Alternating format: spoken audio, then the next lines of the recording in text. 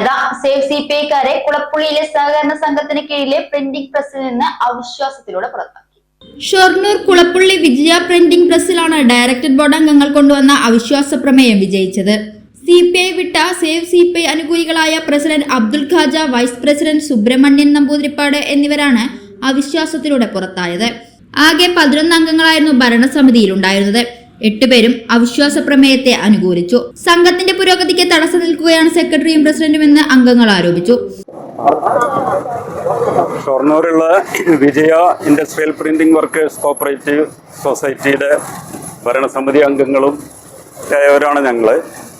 അപ്പോൾ ആ സംഘം വേണ്ട രീതിയിൽ മുന്നോട്ട് പോകുന്നില്ല എന്നുള്ളതിൻ്റെ അടിസ്ഥാനത്തിൽ ഭൂരിപക്ഷം ഡയറക്ടർമാർ 11-ൽ 8 പേരും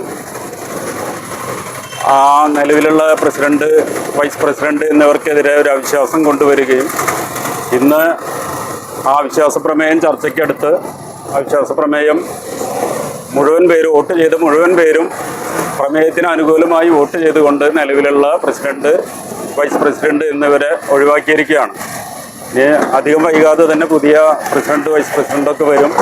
ഈ സംഘം നല്ല രീതിയിൽ കൂടുതൽ പ്രിന്റിംഗ് വർക്കുകൾ ഏറ്റെടുത്തുകൊണ്ടും കൂടുതൽ ആധുനികമായ യന്ത്രങ്ങൾ, മെഷീനറികളൊക്കെ സ്ഥാപിച്ചുകൊണ്ട് നല്ല രീതിയിൽ കൂടുതൽ വർക്ക് ചെയ്തുകൊണ്ട് ഇതിലത്തെ ജീവനക്കാർക്കും എല്ലാവർക്കും ഗുണകരമായ രീതിയിൽ ഈ പ്രസ്ഥാനം മുന്നോട്ട് കൊണ്ടുപോകാനുള്ള ചില തീരുമാനങ്ങളൊക്കെ എടുത്തിട്ടുണ്ട്. അത് നടപ്പിലാക്കുന്നതിൻ്റെ ആദ്യഘട്ടമാണ് ഇവിടെ 100% വിജയിച്ചിരിക്കുന്നത്.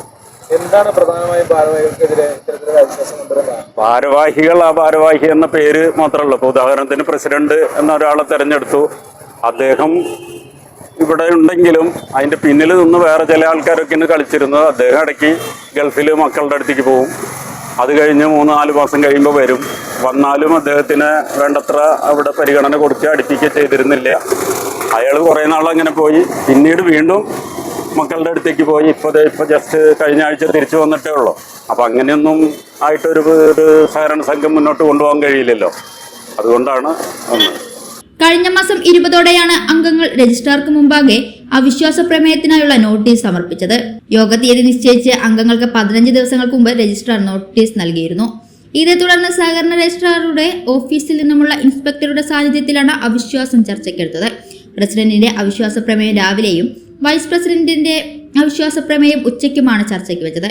ഭരണസമിതിയിൽ ആകെയുള്ള 11 അംഗങ്ങൾ പങ്കെടുത്തെങ്കിലും 3 പേർ വോട്ട് രേഖപ്പെടുത്തിയില്ല. 8 പേരുടെ ഭൂരിപക്ഷത്തോടെ അവിശ്വാസം പാസ്സാവുകയായിരുന്നു. സെക്രട്ടറി, പ്രസിഡന്റ്, വൈസ് പ്രസിഡന്റ് എന്നീ സ്ഥാനങ്ങൾ നഷ്ടപ്പെട്ടെങ്കിലും ഇവർ ഡയറക്ടർ ബോർഡ് അംഗങ്ങളായി തുടരും. പുതിയ ഭാരവാഹികളെ തൊട്ടടുത്ത ദിവസം രജിസ്ട്രാറുടെ നിർദ്ദേശപ്രകാരം തിരഞ്ഞെടുക്കപ്പെടും. CPIയുടെ ഭരണസമിതിയായിരുന്നു ഈ പ്രസിൽ സ്ഥിരമായിട്ട്, അതായത് ഭരണ സമയത്തൊക്കെ ഉണ്ടായിരുന്നു. ഞങ്ങൾ 11 പേരും അതിലിപ്പോൾ ഈ കാജ അല്ലെങ്കിൽ സുബ്രഹ്മണ്യൻ ഇവർ ഒരു പാർട്ടി അംഗമായിട്ടല്ല വന്നിരിക്കുന്നത്. അവർ നിഷ്പക്ഷമായിട്ട് നിൽക്കണമെന്നുള്ള ഒരു ഇതിലാണ് വന്നിരുന്നത്. അപ്പോൾ അങ്ങനെ പ്രസിൽ പോകുന്ന സമയത്താണ് ഇതിൽ ഈ രാമകൃഷ്ണൻ എന്ന് പറഞ്ഞ ആൾ, കോടിയിൽ രാമകൃഷ്ണൻ, സേവ് CPI രൂപീകരിച്ചത്. അപ്പോൾ അവരുടെ ഒരു ദയെന്ന് വെച്ചാൽ ഏത് CPIയുടെ ഏത് ഒരു ഇതുണ്ടെങ്കിലും അത് തകർക്കാൻ ഉള്ള ഒരു ശ്രമമാണ് അവരുടെ ഭാഗത്തു നിന്നുണ്ടാവും. പക്ഷെ അങ്ങനെ ഒരു പ്രസ്സിനെ തകർത്ത് ഒറ്റയ്ക്ക് ഒരു ഭരണത്തിലേക്ക് വരാൻ ഞങ്ങൾക്ക് ബാക്കിയുള്ളവർക്ക് 8 പേർക്കും താല്പര്യമില്ല. അതുകൊണ്ട് അതിനൊരു അവിശ്വാസം കൊണ്ടുവന്നു, അങ്ങനെ ഒന്ന് മാറ്റി. അതായത് ഈ 8 പേരുടെ അഭിപ്രായത്തിനേക്കാൾ മീതെ ഈ ഓരോ വ്യക്തിയുടെ അഭിപ്രായം നടക്കാൻ പറ്റില്ല എന്നുള്ള ഒരു